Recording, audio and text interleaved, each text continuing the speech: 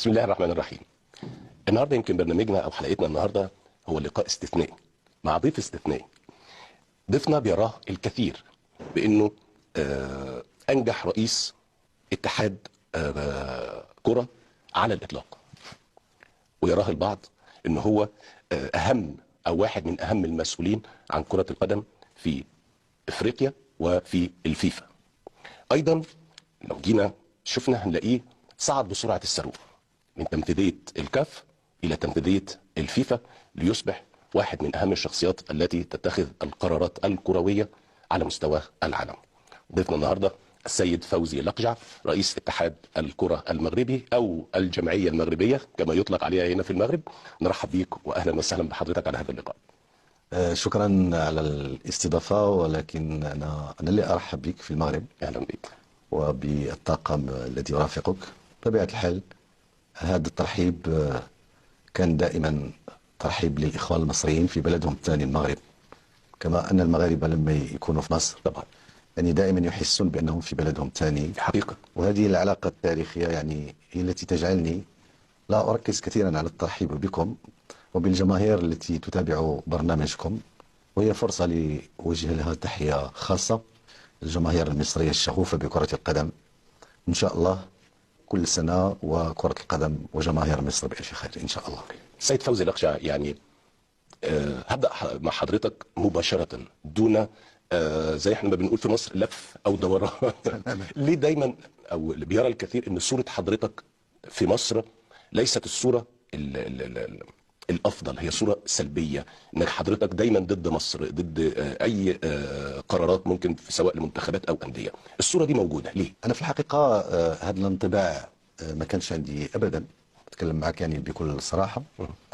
انطباعي كان دائما أن علاقتي مع الإخوة المصريين كما قلت كجميع المغاربة لما أزور مصر وزرتها باستمرار تمام. لحضور كل الاجتماعات اللي انعقدت في مصر، كان شعوري كما قلت كما شعور كل المغاربة أنني في بلدي الثاني. وكانت دائما علاقتي بالاتحاد المصري، يعني أنا كرئيس الجامعة الملكية المغربية لكرة القدم، بالمناسبة هذا هو الاسم الكامل والصحيح للجامعة الملكية المغربية لكرة القدم. فعلاقتي ب لا الأخ هاني أبو رضا سابقا ولا الأخ جمال حاليا كانت علاقة أكثر من علاقة صداقة وتنسيق كروي، تجاوزت هذه الحدود وكانت علاقة أخوية. سامحني، بعض المواقف هي اللي بتحسس الجمهور الكروي المصري كده. ابرزها مثلا مباراة الاهلي والوداد وما حدث فيها من لغط والكلام ده كله. انا استاذي ارجع بك شوي الى الوراء. قبل ذلك، فلما كان المكتب التنفيذي للاتحاد الافريقي لكرة القدم يدرس يعني تأجيل كأس افريقيا سنة 2019 بالكاميرون، الاخ هاني موجود، انا كنت اول الداعمين واول اللي طلب منه على احقية مصر تنظيم كأس افريقيا للامم 2019 بمصر. حضرتك اللي طلبت ده مباشرة؟ نعم، من الاخ هاني ابو رضا، لان كان فيه تساؤل هل المغرب سيتقدم او لا. فجيت عند الاخ هاني مباشرة وطلبت منه ان مصر تقدم الترشيح وان المغرب سيكون من الداعمين، وهكذا كان. وكانت عندنا يعني كان المكتب التنفيذي الذي افرز او اقر تنظيم مصر لكأس افريقيا 2019. كان مناسبة احتفلنا معها مع الاخوان المصريين اللي كانوا حاضرين على هامش يعني المكتب التنفيذي، وكنا من يعني المساندين والمساهمين في الى جانب الاتحاد المصري بقيادة الاخ هاني ابو رضا في انجاح التظاهرة. اعتقد ان التاريخ سيحتفظ كما كانت قناعتنا من قبل انها من انجح الدورات لكأس افريقيا للامم. الان فيما يخص المباراة اللي تكلمت عليها، واقول لك بالمناسبة بان علاقتي مع ادارة نادي الاهلي برئاسة الاستاذ الخطيب هي علاقة اخوية ايضا. حتى الان؟ حتى الان.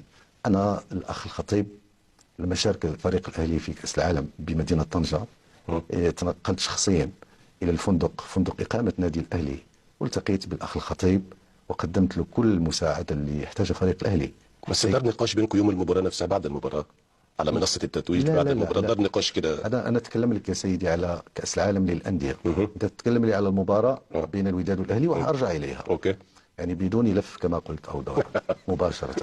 فاقول لك بان العلاقة نتاعي مع الاخ الخطيب علاقة متميزة تجسدت في هذه الزيارة الخاصة والعناية الخاصة بطاقم وبنادي الأهلي. وكنت مؤخرا من الناس الذين دافعوا عن فكرة ترأس الأستاذ محمود الخطيب لجمعية النوادي الأفريقية، اعتقادا مني وقناعة مني بأن الأستاذ الخطيب كشخص أولا تاريخه والرياضي والكروي يجعله شخصية سيرية في كرة القدم متميزة في كل المجالات.